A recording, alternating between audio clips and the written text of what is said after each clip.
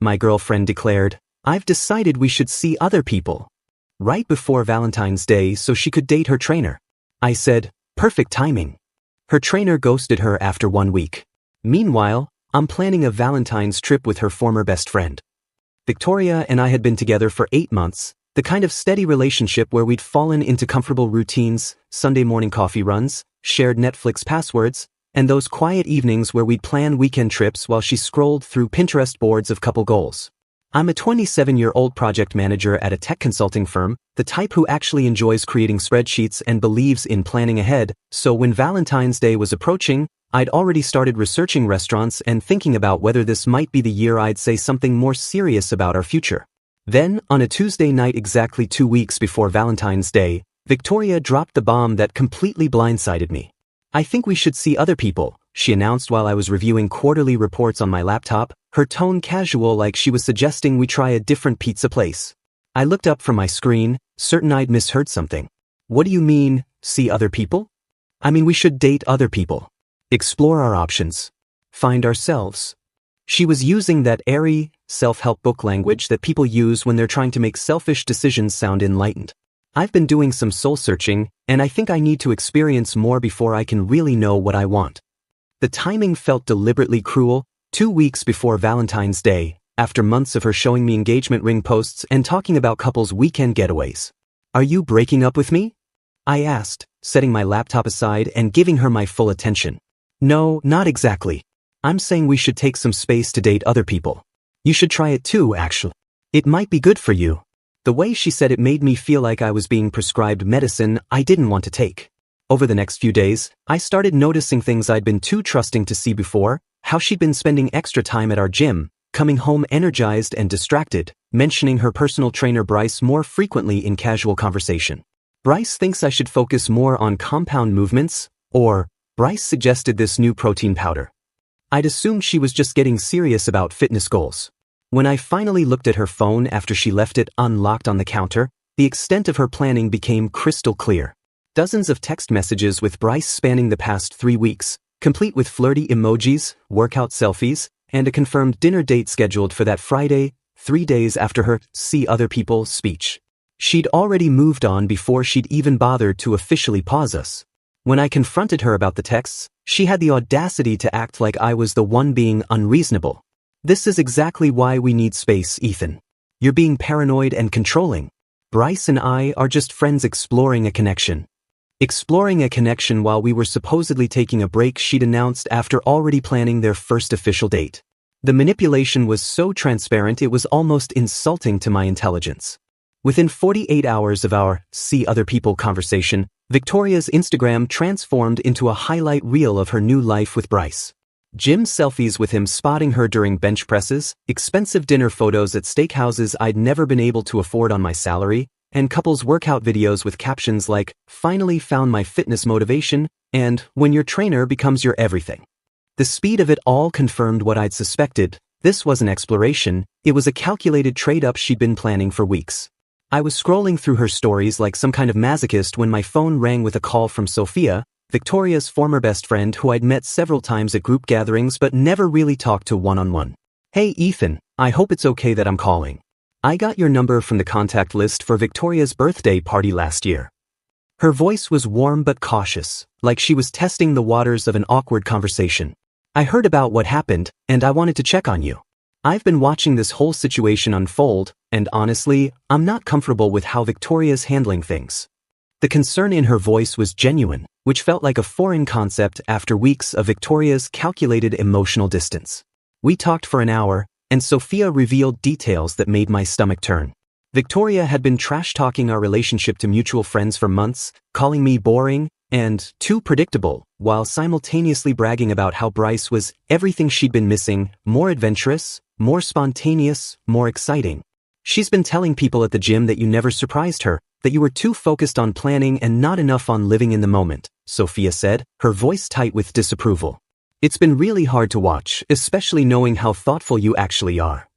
The irony wasn't lost on me. Victoria complained I was too much of a planner while she'd been meticulously planning her exit strategy for weeks. When Sophia mentioned she was a professional event planner who specialized in romantic occasions, I initially thought it was just casual conversation, but then she made an offer that surprised me. I know this might sound crazy, but if you want to do something special for yourself this Valentine's Day, I'd love to help you plan it. Not as a business thing, just as someone who thinks you deserve better than moping around while she parades her upgrade all over social media.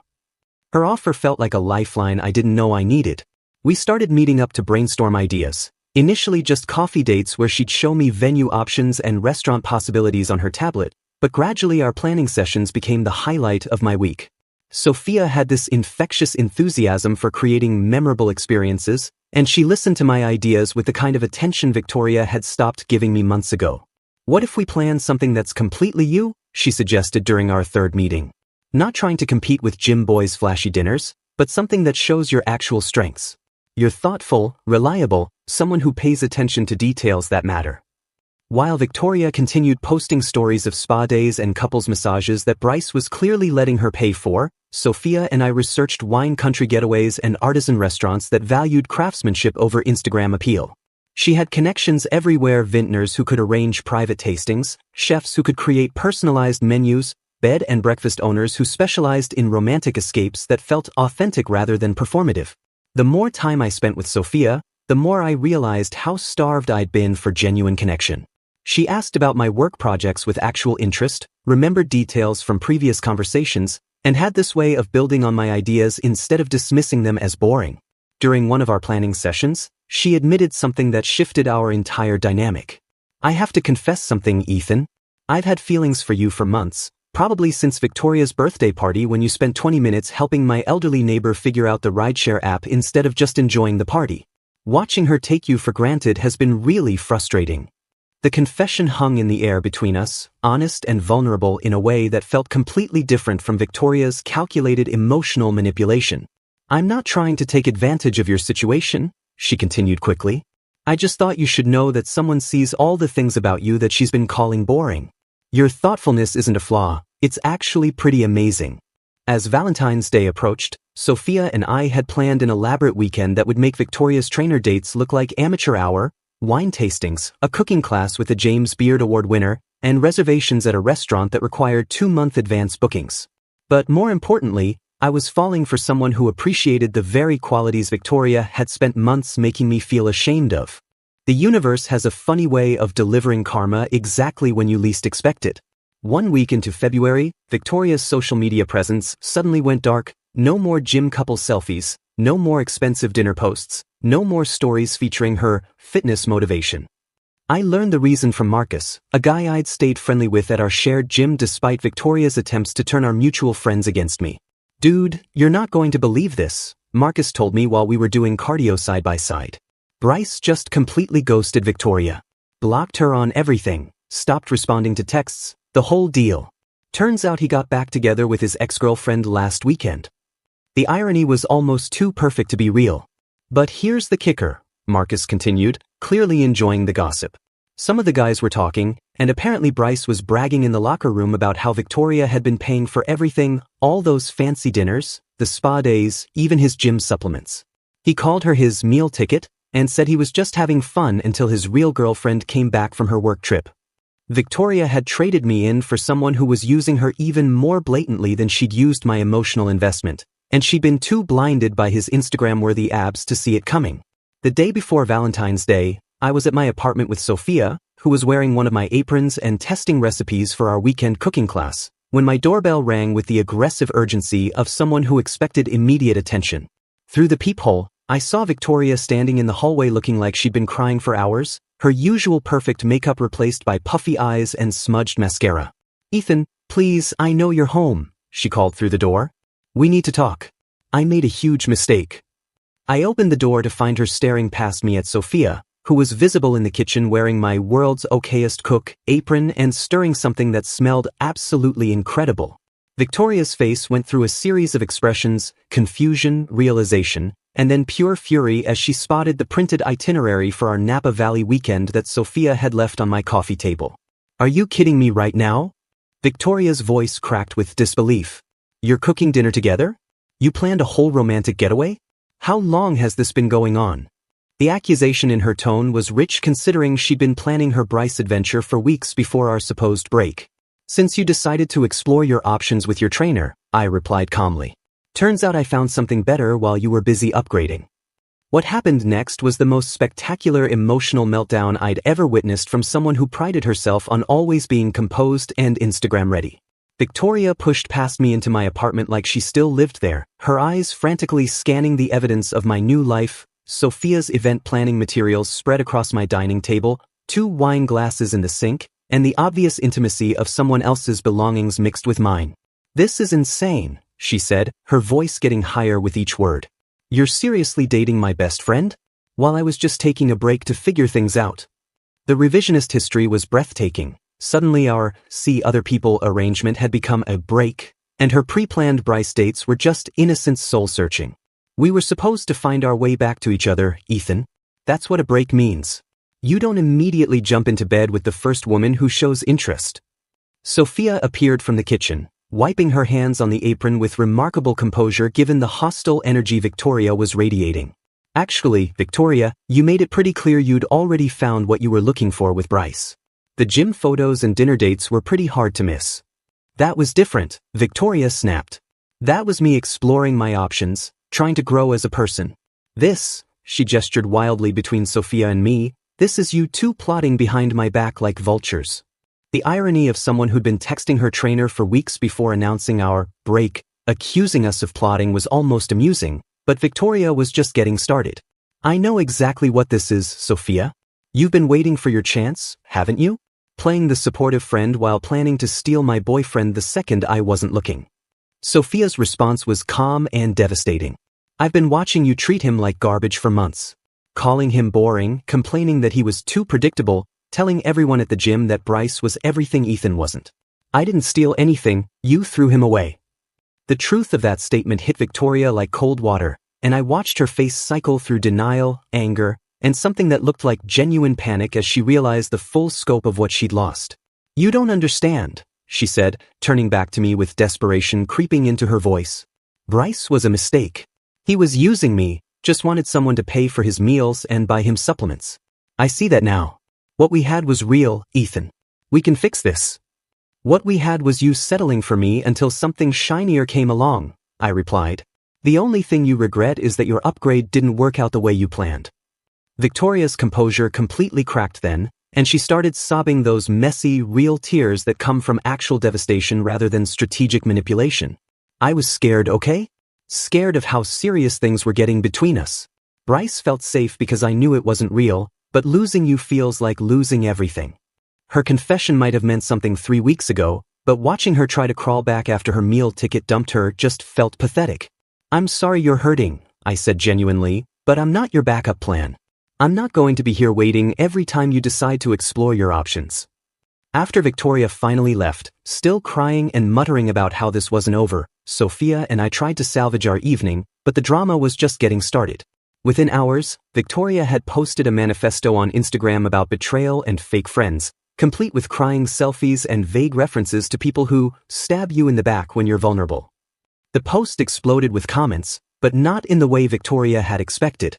Instead of sympathy, people started sharing screenshots of her previous posts, the ones where she'd called me boring and predictable, the gym photos with Bryce where she'd tagged him as everything I've been missing, and the dinner posts with captions about finally being with a real man who knows what he wants. Marcus and several other gym members started commenting with receipts of Victoria's trash-talking sessions, including her exact quotes about how I was too safe and not ambitious enough compared to Bryce's supposed business ventures. The narrative Victoria was trying to create about being betrayed by her best friend fell apart when people could see the timeline of her own betrayal in her own posts. Sophia's response was perfect in its simplicity, a single Instagram story showing our dinner reservation confirmation for Valentine's Day at Auberge du Soleil in Napa Valley, with the caption, "Sometimes the best things happen when you least expect them." People immediately started connecting the dots, realizing that while Victoria had been broadcasting her trainer romance, I'd been quietly planning something infinitely more romantic with someone who actually appreciated the effort. The comments on Victoria's post turned from supportive to savage as people realized she was crying about losing something she'd publicly thrown away, and the social media war she'd started backfired spectacularly as her own words became the evidence of her character. Victoria's response to losing the social media battle was to escalate into full-scale warfare, alternating between pathetic attempts to win me back and calculated efforts to destroy my relationship with Sophia. The morning after her Instagram meltdown, I received a text that perfectly captured her mental state. "I know you're just doing this to hurt me. When you're ready to stop playing games and talk like adults, I'll be here." The delusion that my happiness was somehow a performance designed to spite her was almost impressive in its narcissism. When emotional manipulation failed, Victoria moved to financial warfare, canceling our shared gym membership without warning and sticking me with the early termination fee. I only discovered this when I showed up for my usual morning workout and found my key card deactivated, with the front desk staff looking genuinely uncomfortable as they explained that Victoria had invoked some clause about domestic partnership dissolution that I'd never even knew existed. Her petty victory cost me $300 and the inconvenience of finding a new gym, but it also cut the last physical tie between us, which honestly felt liberating. The rumor campaign started immediately after the gym incident, with Victoria telling anyone who would listen that Sophia had been stalking me for months and had deliberately sabotaged our relationship. She positioned herself as the victim of a calculated seduction, conveniently forgetting that she'd been the one texting her trainer for weeks before announcing our break. When mutual friends started asking me about these allegations, I simply showed them the timeline, Victoria's Instagram posts with Bryce dated weeks before Sophia and I had our first coffee meeting, making it impossible for anyone with basic math skills to believe her version of events. Victoria's most desperate move came when she contacted my workplace, claiming I was having an inappropriate relationship with a client and demanding they investigate my professional conduct. My manager called me into his office looking genuinely confused as he explained that someone had filed a formal complaint alleging I was using company resources to conduct an affair with Sophia, who she claimed was a client. "The thing is, Ethan," my manager said, clearly trying not to laugh, "we don't actually have any clients in event planning, and our HR records show this complaint came from someone claiming to be your girlfriend, which contradicts her allegation that you're cheating on her." The complaint was so transparently vindictive that it actually made me look like the victim of harassment rather than the perpetrator of misconduct, and my manager ended up apologizing for having to bring it up at all. But Victoria's most spectacular public meltdown happened at the gym, where she apparently cornered Bryce during his evening shift and demanded an explanation for why he'd ghosted her after she'd been nothing but generous and supportive. Marcus, who witnessed the entire scene, called me immediately afterward with a play-by-play that was better than any reality TV drama. "Dude, she completely lost it," Marcus said, barely able to contain his excitement. She was screaming at him in front of everyone about how she'd paid for everything, bought him supplements, covered all their dates, and he just stood there looking embarrassed while she aired all their business. The confrontation escalated when Victoria started throwing gym equipment, accusing Bryce of using her as a meal ticket while he was secretly back with his ex-girlfriend. "The best part," Marcus continued, "was when she demanded he pay her back for all the money she'd spent on him, and he just laughed and said she'd volunteered to pay because she was trying to impress him. Security had to escort her out, and management banned her permanently for causing a disturbance." The drama reached peak absurdity when I discovered, through Sophia, that Bryce's ex-girlfriend was actually her cousin Elena, who worked as a pharmaceutical sales rep and had been traveling for work during his brief Victoria experiment. Elena reached out to Sophia with information that made Victoria's situation even more pathetic than we'd realized. "Sophia told me what's been happening with your ex," Elena said when she called me directly. "I thought you should know that Bryce has been running this same scam on multiple women at different gyms across the city. Victoria wasn't special, she was just his most gullible target." Elena revealed that Bryce had a rotation system, targeting women who seemed financially stable and emotionally vulnerable, letting them compete for his attention while he collected free meals, supplements, and ego boosts. "He showed me screenshots of her texts," Elena continued. She was practically begging him to let her buy him things, talking about how she'd never been with someone so motivated and ambitious. He was laughing about how easy it was to get her to pay for everything. The final piece of Victoria's vindictive campaign involved trying to destroy Sophia's business reputation by leaving fake negative reviews on every platform she could find, claiming Sophia was unprofessional, unreliable, and had stolen her boyfriend during a consultation. The reviews were so obviously fake, posted from new accounts with no other activity, all using similar language and focusing more on personal grievances than actual service issues, that most platforms removed them within days. But Sophia's existing clients rallied to defend her, posting genuine positive reviews that highlighted her professionalism and creativity, ultimately boosting her business profile more than Victoria's sabotage had damaged it. You know what the funny thing is? Sophia said as we looked at her review page, now filled with glowing testimonials from grateful clients. She actually helped my business by forcing all my happy customers to go public with their recommendations. I've gotten 3 new bookings just from people who saw the drama and wanted to support me. Victoria's escalating revenge campaign had backfired at every level. The gym drama made her look unhinged, the workplace complaint made me look like a harassment victim, the fake reviews boosted Sophia's business, and every public scene she caused just provided more evidence of her true character to anyone who'd been on the fence about our situation. Valentine's Day itself became the stage for Victoria's most spectacular public humiliation, though she orchestrated it entirely herself through a combination of desperation and terrible decision-making. Somehow, she discovered our dinner reservation at Chez Laurent, probably through social media stalking or mutual friends, and decided that crashing our romantic evening with witnesses would expose our affair and win public sympathy for her situation. Sophia and I were enjoying appetizers and wine when Victoria burst through the restaurant's entrance like she was staging an intervention, flanked by 2 women I recognized from the gym who looked increasingly uncomfortable as they realized what they'd been recruited for. "There they are," Victoria announced loudly enough for half the restaurant to hear, pointing at our table with the dramatic flair of someone who'd been rehearsing this moment. The cheating boyfriend and the backstabbing best friend, having their romantic Valentine's dinner while I'm left picking up the pieces of their betrayal. The entire restaurant went silent, with couples pausing mid-conversation to stare at the unfolding drama, but Victoria seemed energized by the attention rather than embarrassed by it. "I brought witnesses," she continued, gesturing to her increasingly mortified companions, "because I want everyone to see what kind of people you really are. Sneaking around behind my back, planning this whole relationship while pretending to be my friend." Her gym friends, Ashley and Monica, were clearly starting to realize they'd been manipulated into participating in something much more unhinged than Victoria had described when recruiting them for this mission. Before I could respond to her accusations, the restaurant manager appeared with the kind of professional composure that comes from years of dealing with difficult situations. "Excuse me, Miss Chin," he said, addressing Sophia with obvious recognition and respect. "I'm so sorry about this disruption. We certainly didn't expect anyone to disturb your Valentine's celebration." It turned out that Sophia had planned and executed the restaurant's grand opening events 6 months earlier, creating an elegant wine-tasting experience that had launched them successfully into the local fine dining scene. "Miss Chen is one of our most valued event partners," the manager continued, his tone becoming firmer as he addressed Victoria's group. "I'm going to have to ask you and your friends to leave immediately. This behavior is completely unacceptable in our establishment."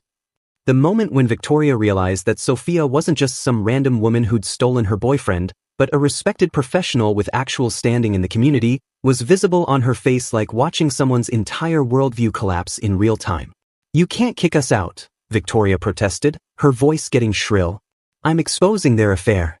People deserve to know the truth about what kind of people they really are." "Ma'am, you're causing a disturbance during other guests' romantic dinners," the manager replied firmly. "If you don't leave voluntarily, I'll have to call security." Ashley and Monica, who'd been growing more embarrassed by the minute, finally reached their breaking point when other diners started pulling out phones to record the spectacle. "Victoria, we're leaving," Ashley said firmly. "You told us they'd been cheating for months, but her Instagram shows they only started dating after you were already with that trainer guy. You lied to us." Monica nodded in agreement, backing toward the exit. "This is insane. We thought we were supporting a friend who'd been betrayed, not helping you stalk your ex-boyfriend." Watching her backup abandon her in real time was the final blow to Victoria's rapidly crumbling dignity, and she stood alone in the middle of an upscale restaurant on Valentine's Day, surrounded by couples who were now openly recording her meltdown for social media posterity. The video of Victoria's restaurant outburst went viral on local Facebook pages and neighborhood apps within hours, with people sharing it as an example of unhinged ex-girlfriend behavior and cautionary tale about social media stalking. Her employer, a boutique fitness apparel company that prided itself on promoting positive lifestyle choices and empowered women, saw the video by the next morning and fired her immediately for unprofessional conduct that reflects poorly on our brand values. The final image that perfectly captured Victoria's Valentine's Day was a selfie someone spotted her taking alone at a McDonald's later that evening, posting passive-aggressive Instagram stories about people who show their true colors, while surrounded by Happy Meal boxes and looking like she'd been crying for hours. The aftermath of Victoria's public meltdown was swift and definitive. Within 2 weeks of the restaurant incident, she deleted all her social media accounts, moved back in with her parents in Oregon, and essentially disappeared from our social circle entirely. The combination of losing her job, her reputation, and any remaining friends' support had finally forced her to face the consequences of her choices, though I doubted she'd learned anything meaningful from the experience beyond the fact that public tantrums have social media consequences. Sophia and I, meanwhile, were building something genuine and lasting. 3 months into our relationship, I'd never been happier or more confident in a partnership. She'd helped me plan surprise birthday parties for 2 of my coworkers, organized a promotion celebration dinner that had my entire team raving about her creativity, and somehow made every weekend feel like an adventure worth documenting, not for Instagram validation but for our own memories. The gym community, which had witnessed Victoria's entire dramatic arc from entitled princess to banned crazy ex-girlfriend, was incredibly supportive of our relationship. Marcus and several other members had started asking Sophia for event planning advice, and even Ashley and Monica had approached us separately to apologize for initially believing Victoria's manipulation. "We should have known better," Ashley admitted during a chance encounter at the grocery store. "The timeline never made sense, and honestly, Victoria had been complaining about you for months before she ever mentioned that trainer guy. We just felt bad for her when she was crying about being betrayed." The experience taught me something valuable about human nature. When someone says they want to see other people, they usually already have someone specific in mind, and the best revenge isn't plotting elaborate payback schemes but simply being happy with someone who actually appreciates you. Victoria had spent so much energy trying to hurt me that she destroyed her own life in the process, while I'd accidentally found my perfect partner by focusing on building something positive instead of dwelling on what I'd lost. This weekend, Sophia and I are celebrating our 6-month anniversary with dinner at Chez Lauren, the same restaurant where Victoria had staged her Valentine's Day meltdown. The manager, who remembered us from that dramatic evening, personally called to offer us the best table in the house and complimentary champagne, joking that we provided more entertainment than most of their anniversary couples. Sophia thought the irony was perfect, and honestly, so did I. Sometimes the best endings happen in the same places where the worst chapters tried to destroy you.